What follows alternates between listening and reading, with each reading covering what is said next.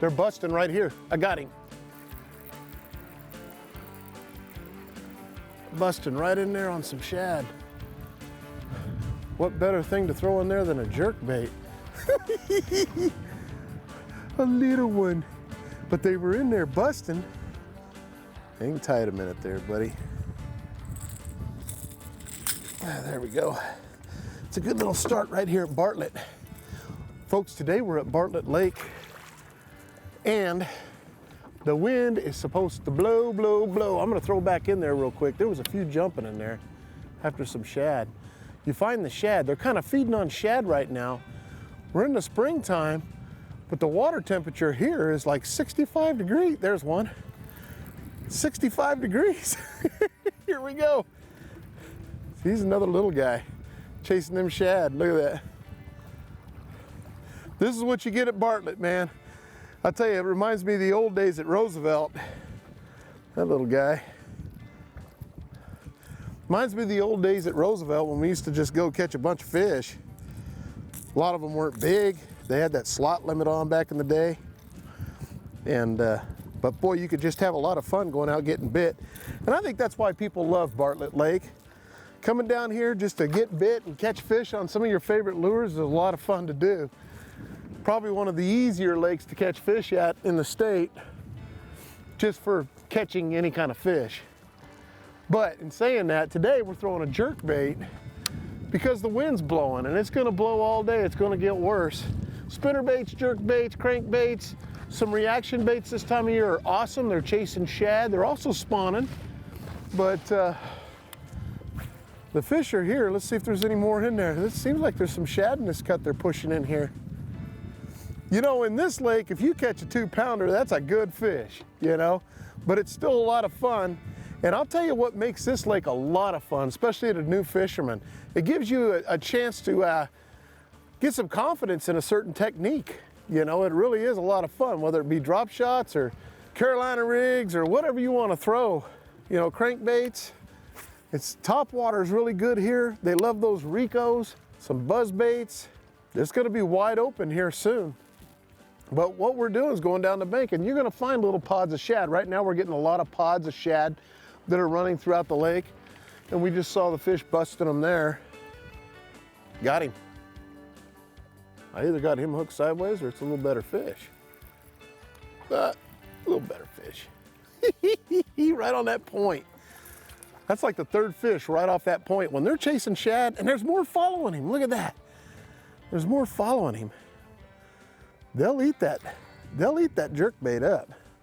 You just got to be really careful with jerk baits because you don't want to get those treble hooks. Oh, look, they're jumping right there. We got to hurry. Oh, they're having a field day. A field day. Do you see that? Boy, when you see that, you got to get in there. Let me throw him back. Watch this, watch this, watch this. Oh, they're right here. There's one. We put ourselves in position right here to be able to catch these fish, because I can see the shad. I push the shad right back out. Look, they're jumping them right here in front of me. This ain't a bad little fish. We'll make him work. You know, the thing with a jerk bait is you can have a lot of fun with it. You just got to make sure that the rod that you get is the perfect rod for jerk baits. You know, and what I mean by that is I'm using a medium action rod, which is perfect because it allows the bait to actually get inside their mouth and get them. But the other thing is making sure you have a shorter handle than, say, on this crankbait handle, how long it is. You know, if you get something with a little bit longer handle, it's hard to get the right jerking motion. Actually, you could get them even a little shorter. The shorter the rod handle, the easier it is to jerk these baits.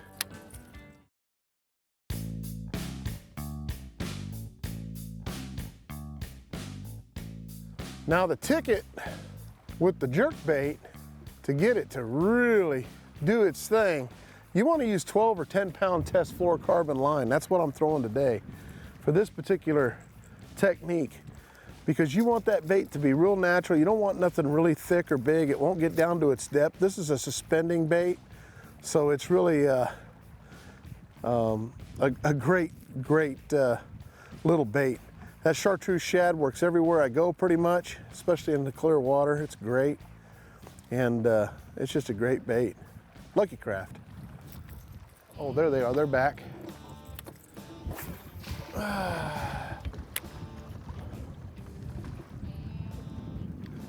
Got him. Threw it right back on that point. Oh, there's a little guy. Oh, look at him jump, huh? Come on, son. Oh my goodness, that's not a bad little one. That's not a bad little one.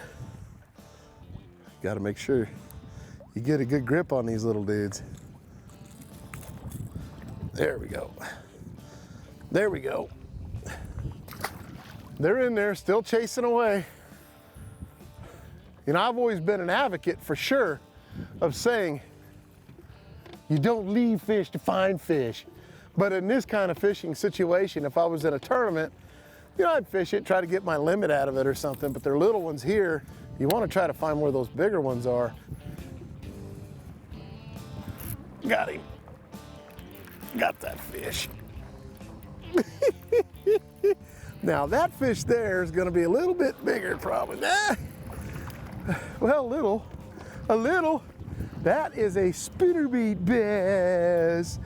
I went to the spinnerbait thinking I could get down just a little bit deeper for maybe a little bit bigger fish. Because like I said, though, sometimes those bigger fish will hang out below. That's a little persuader, believe it or not. That's all that is, a little 1/4 ounce. I'm still getting it down there, a 3/8 ounce. But look at those little blades and that blue flash, it looks so good in the water. That particular bait, I love it. Got that one, I think. That's just a little one. Just a little one. I'm gonna figure out how to catch those followers. There's just so many followers.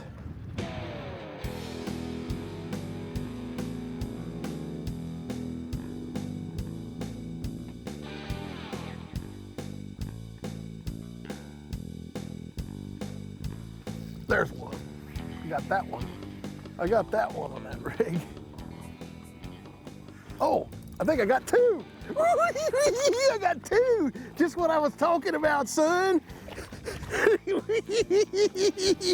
Now see, I told you I had to find a way to get those followers, right? Look at this. 1, 2.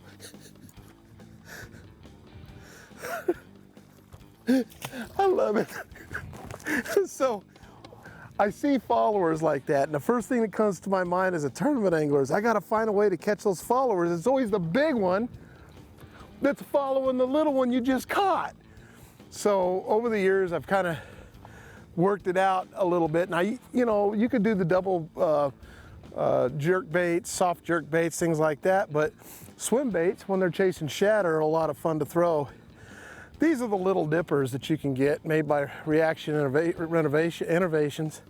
And what I've done is I've made myself a 2-line, 2-hook.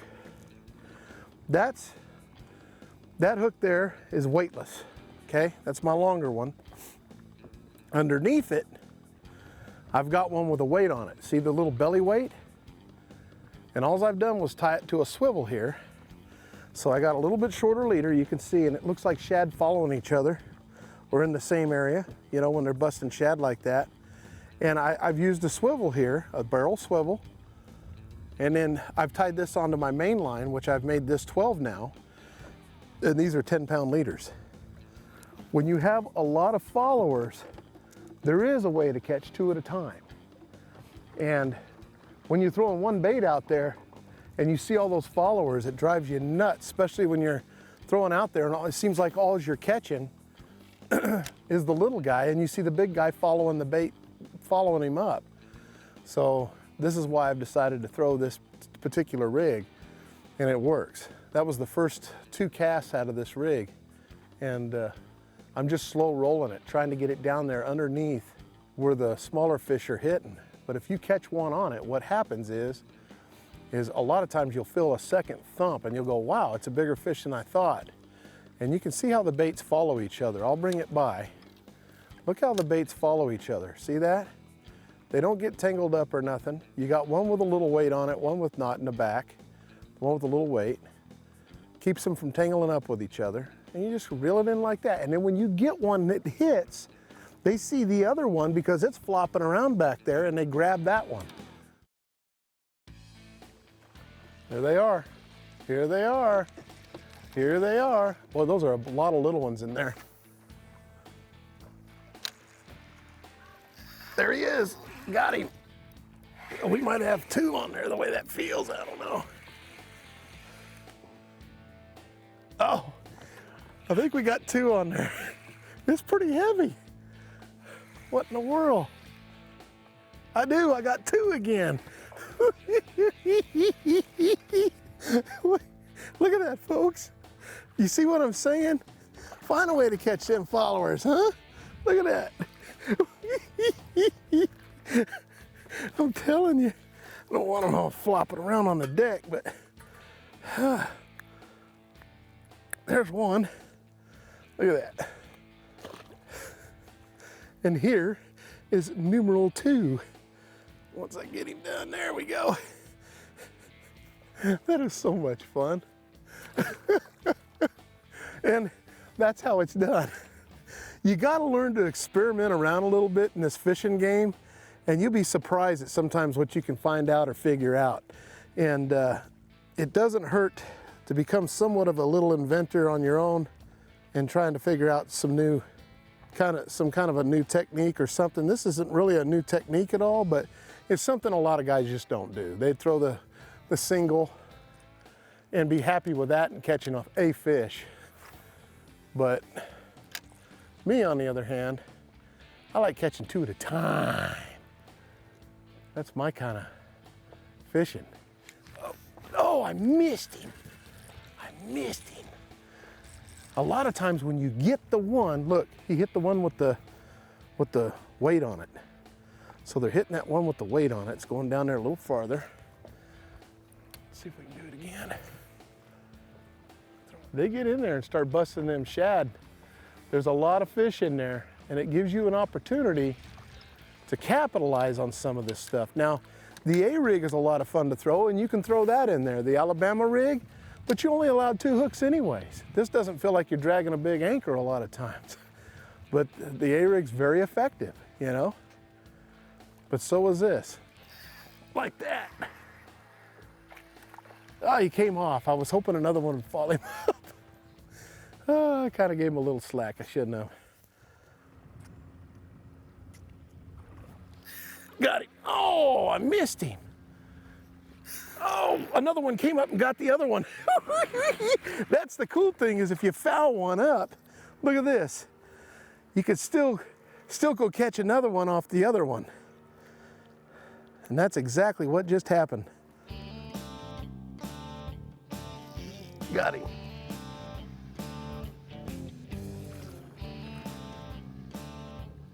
Nothing following though. Oh, maybe I just got the other one. There you go. I'm like, maybe I just got the other one. Now look, see, there's those bigger ones. There's those bigger ones down there.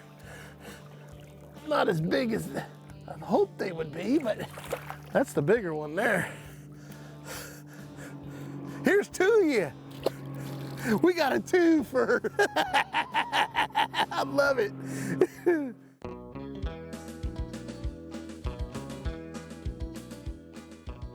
Hey folks, for my tip of the week, one thing about this rig that will help you a bunch get a double hookup, okay, is when you first hook up with the first fish, a lot of times if you just keep your tension on your line, give it just a second, let him fight just a second without reeling really fast, what happens is that other bait's flying around, all the fish that are around that fish will all of a sudden start grabbing what's around him, okay, because he's already making the erratic motions.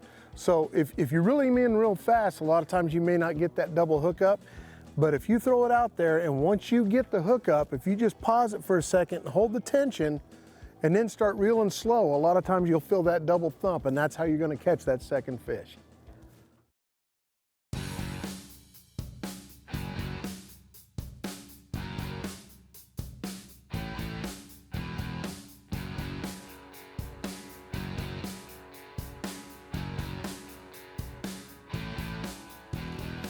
Got him. Oh, I think I got two now. That's a good one. They might be going opposite directions. Oh, I do got two. I got a twofer. Another, oh, those are a little bit better fish too.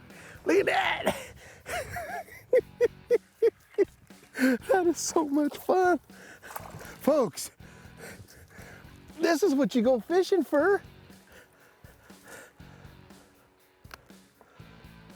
Those are two tournament keepers right there.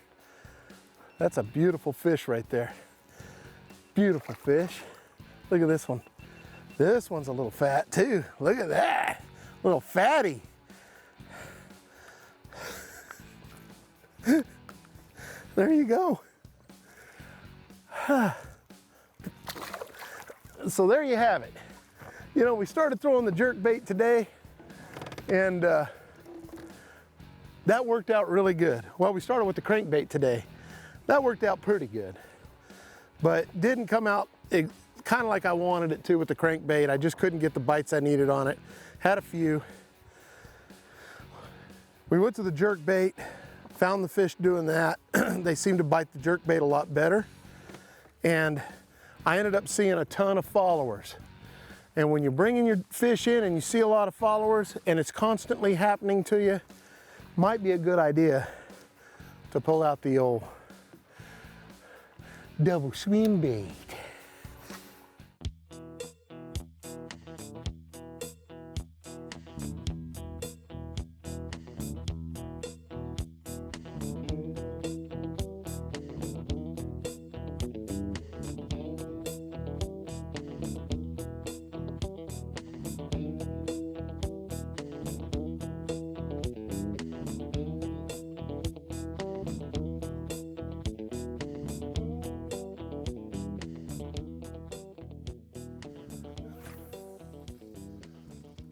Well, I'll tell you, it's been a fun day today here at Bartlett Lake. I'll tell you what, we caught them on jerk baits, we caught them on spinner baits, and then when you find a lot of followers, you can catch them on that little double dipper. And I'll tell you what, man, it works good. That little double swim bait rig, you got to try it sometime. You'll have a lot of fun with it. Today we were using the grape colored swim bait. You can see, little 2/0. It's a little 2/0 owner wide gap hook there. And then on this one, we had a little 1/8 ounce little weight. That's all that is, to bring it down just a little bit. You can see how we rigged it, okay? Remember, 1 leader is a little bit shorter than the other, just like that, with your little barrel swivel, and you're good to go. You'll have a lot of fun with this rig, and odds are, you're probably gonna catch 2 at a time when they're really busting them shad, and they're really schooled up like that. I'll tell you what, I've had a great time. We'll catch you next week. I'm Johnny Johnson. Now, see, that's what I'm talking about, folks.